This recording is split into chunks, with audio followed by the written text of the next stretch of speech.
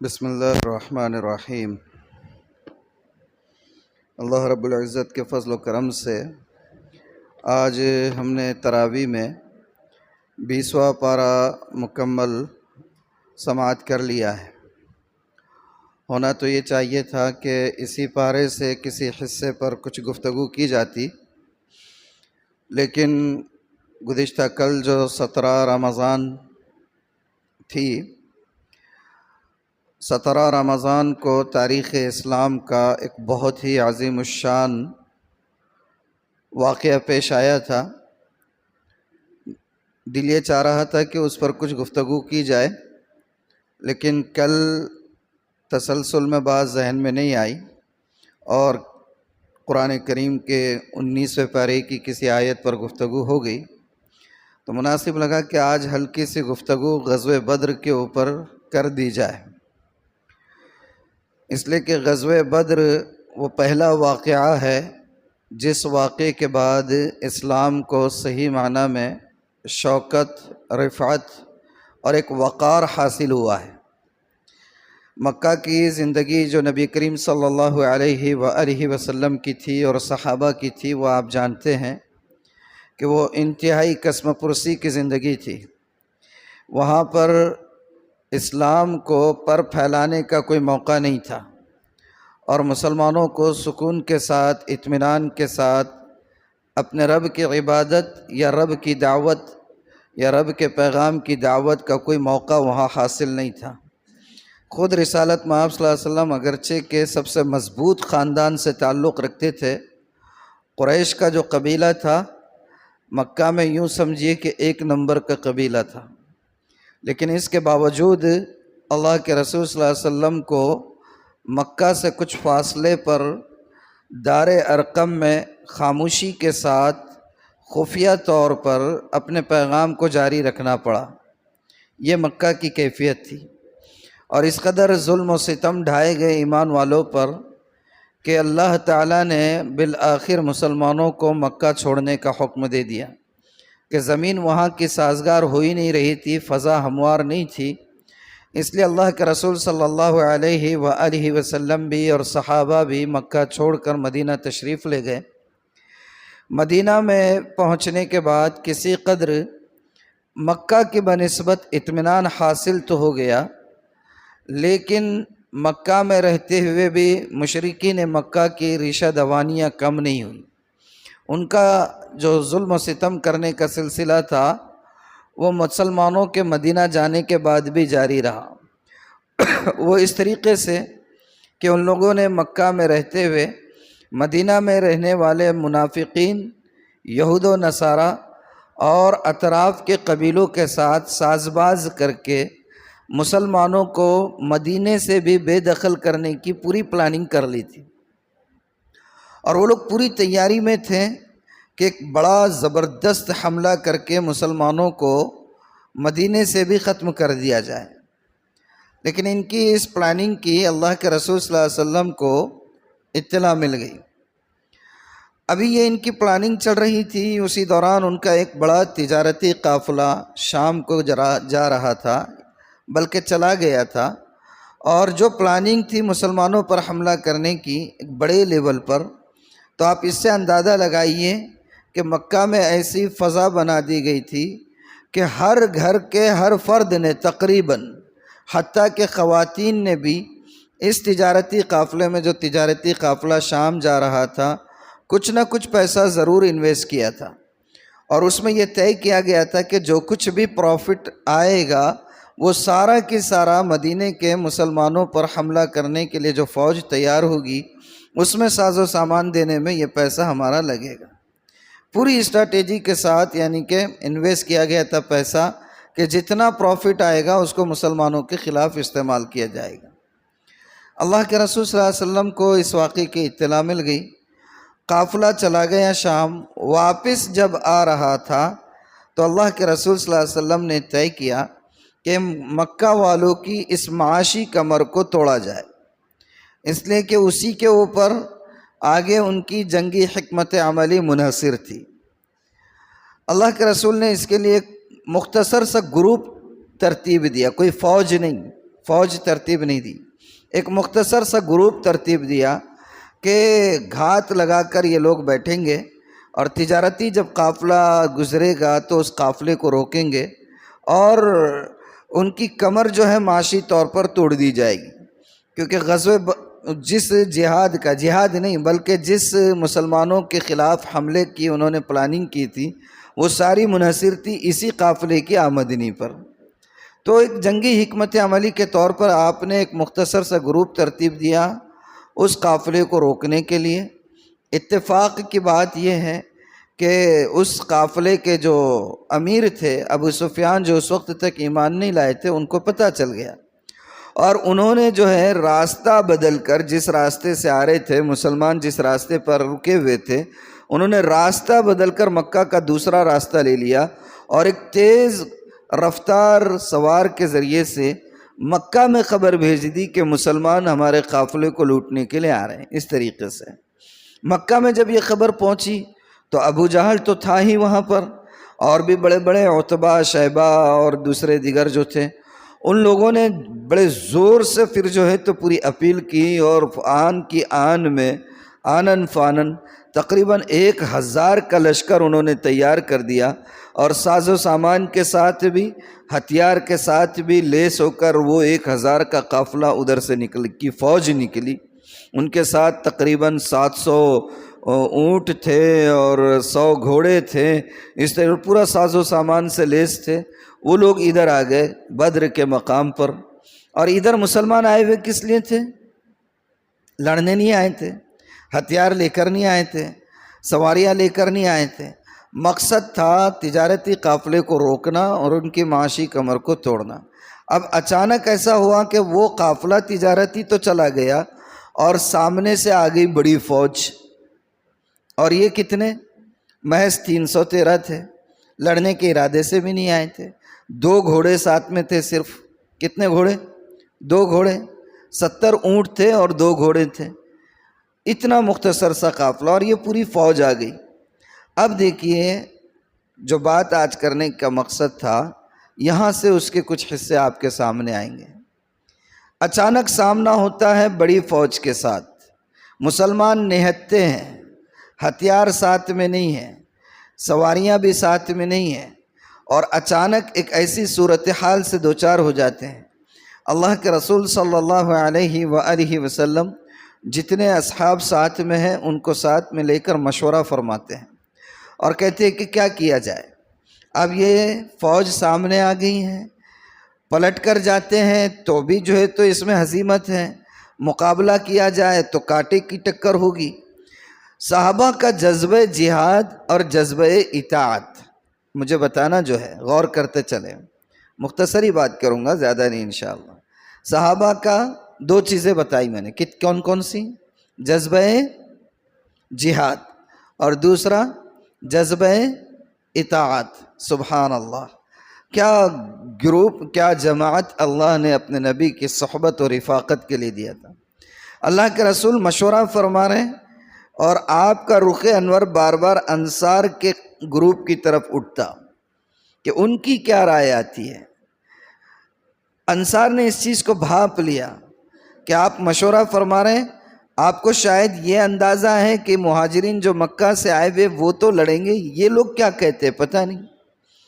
تو حضرت مقداد نے کھڑے ہو کر کہا کہ اللہ کے رسول، ہم وہ لوگ نہیں ہیں جو بنی اسرائیل کی طرح موسیٰ سے کہیں گے کہ تم اور تمہارا رب جا کر لڑتے رہو اور جب فتح ہو جائے تو بول دینا ہم آ کر رہ جائیں گے، ویسے لوگ ہم نہیں ہیں۔ حضرت سعد بن معاذ جو انصار کے سردار تھے، انہوں نے کہا کہ اللہ کے رسول، یہ نظریں آپ کی، آپ ہمیں حکم دیجئے، سمندر میں کودنا ہے کود جائیں گے، وجہ آپ سے نہیں پوچھیں گے۔ سبحان اللہ، صحابہ نے یہ جذبہ جہاد و اطاعت دکھایا، اللہ کے رسول کو بڑی خوشی ہوئی اس سے۔ اب دیکھیے اگلا مرحلہ، جب آپ کو اطمینان ہو گیا، اللہ نے بھی قرآن میں آیت اتار دی، یعنی اللہ نے وحی نازل فرما دی کہ مسلمانوں کو جو اب تک لڑنے کی اجازت نہیں تھی اب ان کو اجازت دے دی گئی۔ دیکھیے اللہ کے رسول نے ترتیب کیسی کی۔ پہلا کام کیا مشورہ، ابھی جو آپ کے سامنے میں نے بتایا، کوئی بڑا کام، کوئی ہنگامی کام، کوئی اہم کام انجام دینا ہے، بڑا مومنٹ قائم کرنا ہے، کچھ بھی کم کرنا ہے جس کا تعلق ملت کے مفاد سے ہو، ملی مفادات سے ہو، وہ کام آپ لاکھ خوبیوں کے مالک ہو، آپ لاکھ صلاحیتوں کے مالک ہو، ہونا یہ چاہیے۔ نبوی نہج یہ ہے کہ اس کام کو بندے نے مشورے سے طے کرنا چاہیے، اور اللہ کے رسول نے صحابہ سے مشورہ کیا، یہ لوگ تیار ہوئے۔ اب مشورہ کس چیز پر ہوا کہ ہمیں پڑاؤ کہاں ڈالنا چاہیے۔ اللہ کے رسول کی رائے کچھ آ رہی تھی، صحابہ نے پوچھا اللہ کے رسول یہ جو فیصلہ آپ فرما رہے ہیں کیا وحی کے ذریعے سے ہیں یا آپ اپنی جنگی حکمت کے عملی کے تحت یہ مشورہ دے رہے ہیں جس جگہ کے بارے میں؟ آپ نے فرمایا نہیں وحی کا نہیں ہے، میری اپنی رائے ہے۔ تو پھر کچھ صحابہ نے کہا کہ یہ جگہ مناسب نہیں رہے گی، ہم جو کنواں ہے، پانی کی جگہ ہے، وہاں پر ہم لوگ پڑاؤ ڈال دیتے تاکہ آسانی ہو۔ اللہ کے رسول نے رائے کو قبول کیا اور بدر کے مقام پر آپ نے وعدہ کیا۔ اب دیکھیں مشورہ ہوا، مشورے کو آپ نے قبول کیا۔ اب سامنے ہے 1000 کا لشکر، یہ ہے صرف 313۔ آپ کی اسٹریٹجی کیا ہے؟ کیا کیا کام کر رہے ہیں؟ اب کل جنگ ہونی ہے، طے ہے۔ اللہ کے رسول رات بھر گڑ گڑا رہے کہ اللہ اگر آج آپ نے اس چھوٹی سی ٹکڑی کی مدد نہ کی تو صبح قیامت تک روئے زمین پر آپ کا نام لینے والا کوئی نہیں رہے گا۔ اور وہ عاجزی ہے، وہ مسکینیت ہے، اور وہ آپ کا زار و قطار رونا ہے کہ آپ کے شانہ مبارک سے چادر بار بار گر جاتی ہے، ابو بکر اٹھا اٹھا کر آپ کے کندھے پر ڈالتے ہیں۔ آپ کا رونا صحابہ کو دیکھا نہیں جاتا، اور آپ رو رو کر اللہ سے مدد مانگ رہے، اور اللہ نے مدد کا وعدہ کیا، نصرت کا وعدہ کیا۔ تب کہیں جا کر آپ کے رخ انور پر مسرت کی لہر دوڑی ہے، اور اللہ نے پھر کیسا وعدہ نبھایا؟ فرشتوں کی آمد ہوئی ہے۔ کئی صحابہ نے دیکھا کہ لڑ رہے ہیں، اور وہ لڑتے لڑتے دیکھ رہے کہ ایک سفید لباس میں ملبوس ایک سپاہی ایک حملہ کرتا ہے کہ کشتوں کے پشتے لگا دیتا ہے، یعنی لاشوں کے ڈھیر لگا دیتا ہے۔ وہ غور سے دیکھ رہے بھئی ہے تو بھی کون انہوں؟ دیکھ رہے تو نہ اپنی جماعت کا دکھ رہا نہ ان کا، لیکن نورانی چہرہ، معلوم ہوا کہ فرشتے اترے ہوئے ہیں۔ اللہ نے مدد کی۔ دوسری چیز، جو چھوٹی سی جماعت تھی اس جماعت کی استقامت تھی۔ اس جماعت کی کیا تھی؟ استقامت۔ ڈٹ گئے۔ مجال ہے، مجال تو چھوڑ دیجئے، پوری تاریخ آپ پڑھ جائیے۔ میں تو کہتا ہوں کہ مسلم اسکالرز کی نہیں، جو بہت سارے اورینٹیلزم جو یعنی مستشرقین جن کو کہتے ہیں، یورپ اور امریکہ کے لوگ اسلام میں کیڑے نکالنے کے لیے جو اسٹڈی کرتے ہیں اور پھر اپنا نتیجہ سامنے رکھتے ہیں، ان کی بھی کتابیں آپ پڑھ جائیے۔ کوئی ایک صحابی کے بارے میں غزوہ بدر میں آپ کو ہی نہیں ملے گا کہ انہوں نے ذرا سا بھی پس و پیش دکھایا ہو جنگ کے لڑنے کے لیے۔ اللہ کے رسول نے ایک بات کہہ دی اور مشورے میں طے ہو گیا، پھر سبحان اللہ وہ استقامت دکھائی ہے کہ تاریخ اس کا نمونہ دکھا نہیں سکتی ہے۔ تو کامیابی کے لیے جو حکمت عملی پہلی کیا بتایا میں نے؟ مشورہ، ملی مفاد سامنے رکھا جائے۔ دوسرا کام، اللہ اسباب آپ کے ہاتھ میں ہو یا نہ ہو، اسباب ہو یا نہ ہو، اللہ کی مدد پہلے مانگنی چاہیے۔ اللہ کے رسول رات بھر روتے رہیں، دعائیں مانگتے رہیں، اللہ کی نصرت کا مطالبہ کرتے رہیں، اور پھر اس کے بعد استقامت صحابہ کی تھی کہ اتنی کم تعداد میں ہونے کے باوجود جو ڈٹ کر مقابلہ کیا ہے۔ اللہ اکبر، کیا جنگ کا منظر سامنے آیا کہ 1000 کا لشکر ہے، 313 کی چھوٹی سی تعداد ہے۔ اس تعداد نے 1000 کے لشکر میں سے 70 بڑے بڑے سرغناؤں کو جو ہے تو ڈھیر کر کے رکھ دیا۔ ابو جہل جو بڑا دندناتا پھرتا تھا وہ بھی کام آ گیا، عتبہ بھی کام آ گیا، شیبہ بھی کام آ گیا، اور بڑے بڑے دیگر جتنے دشمنان اسلام تھے اور جن کا طوطی مکہ میں بولا کرتا تھا، جن کی زبان سے نکلا ہوا کوئی جملہ یوں سمجھ جائیے کہ مکے میں قانون کا درجہ رکھتا تھا، وہ سب کے سب ڈھیر ہو گئے، کام آ گئے۔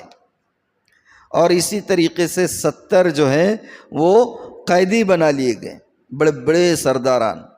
تو یہ پہلا موقع تھا بدر کا تاریخ اسلام میں جس کے بعد مسلمانوں کو ایک شناخت ملی پورے ریجن میں، مسلمانوں کو ایک پہچان ملی پورے جزیرۃ العرب میں، ایک ابھرتی ہوئی طاقت کے طور پر نمودار ہوئے، اور پھر یہ سلسلہ بغیر کسی رکاوٹ کے آگے بڑھتا رہا فتوحات کا۔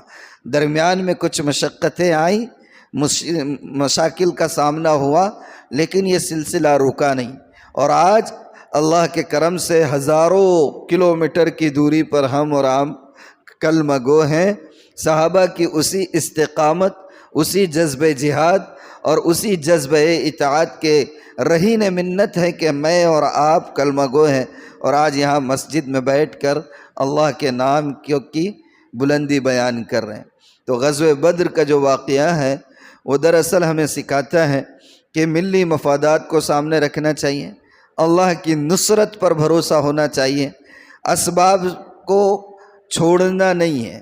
اور ایک چیز جو بہت اہم جو اس وقت نظر آئی تھی، صبح جب آپ نے صف بندی کی، جیسی ترتیب آپ نے بنائی، جو صف بندی خود آپ نے کی، جو اتحاد کا مظاہرہ اس وقت آپ نے پیش کیا، اس سے سبق ملتا ہے کہ اتحاد کے بنا کامیابی ممکن نہیں ہے۔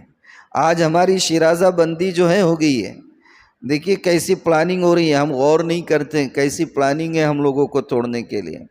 جو صحیح حاملین دین ہیں ان کے برخلاف صوفیوں کی مجلسوں میں اور صوفیوں کی کانفرنس میں ہمارے ملک کے پرائم منسٹر اور بڑے بڑے ڈگنیٹریز وہاں جاتے ہیں، اور پھر وہاں کچھ بات جو ہے صحیح کام کرنے والوں کے خلاف بولی جاتی ہیں۔ وہ لوگ جو ہے تو میمورنڈم دیتے کہ فلاں جو کام کر رہا ہے دھرم پریورتن کا وہ غلط ہے، فلاں جو کام کر رہے ہیں وہ غلط ہے، اور اس طریقے سے مسلمانوں کو توڑا جا رہا ہے۔ اتحاد میں برکت ہے، استقامت میں نصرت ہے، اور آپسی مشوروں میں برکت ہے۔ غزوہ بدر یہ سبق ہمیں دیتا ہے، اس کو ہمیشہ ذہن میں رکھنا چاہیے۔ اللہ تعالیٰ اسلام کی رفعت کو، عظمت رفتہ کو پھر سے جو ہے واپس فرمائے۔ دعا کریں، اب رمضان کا جو مہینہ رخصت ہوتا جا رہا ہے، ظالموں نے، جابروں نے اللہ انہیں ہلاک کرے یا ہدایت دے، پھر سے جو ہے نہتے فلسطینیوں کے اوپر بمباری شروع کر دی اور شہادتیں پیش کر رہے ہیں، اور کیا گزر رہی ہے قیامت۔ میں اور آپ جو سحر اور افطار میں ڈکارے لیتے ہوئے تھکتے نہیں ہیں، تصور کرے کیا گزر رہی ہوگی۔ اللہ تعالیٰ رحم فرمائے، کرم کا معاملہ فرمائے، اللہ امت مسلمہ کے حال پر رحم فرمائے، ہم لوگوں کو ہوش کے ناخن لینے کی توفیق مرحمت فرمائے۔ کیسی زندگی جی رہے ہیں، یقین مانیے قسم خدا پاک کی، اگر عہد نبوی کا کوئی ایک بندہ بھی اللہ اس کو زندہ کرے اور وہ ہمارے مسجدوں کا حال اور ہماری زندگیوں کا حال دیکھیں، تو شاید وہ حلفیہ شہادت دے کہ یہ پوری کی پوری جماعت منافقین کی نظر آ رہی۔ بہت بڑی بات کہہ دیا، اللہ معاف کرے، لیکن لگتا تو ایسا ہی ہے۔ چند رسومات کو گلے سے لگا کے بیٹھے ہوئے ہیں، چند طریقوں کو اپنا کر بیٹھے ہوئے ہیں، چند کاموں کو ہاتھوں میں لے کر بیٹھے ہوئے ہیں۔ دین کی روح کیا ہے، رب کی رضا اور اس کی منشا کیا ہے، وہ تو ہم نے سوچا ہی نہیں۔ اللہ معاف فرمائے۔ اللہ غزوہ بدر کا جو سبق ہمیں ملتا ہے اس کو ہمیشہ پیش نظر رکھنے کی توفیق مرحمت فرمائے۔ وآخر دعوانا الحمد للہ رب العالمین۔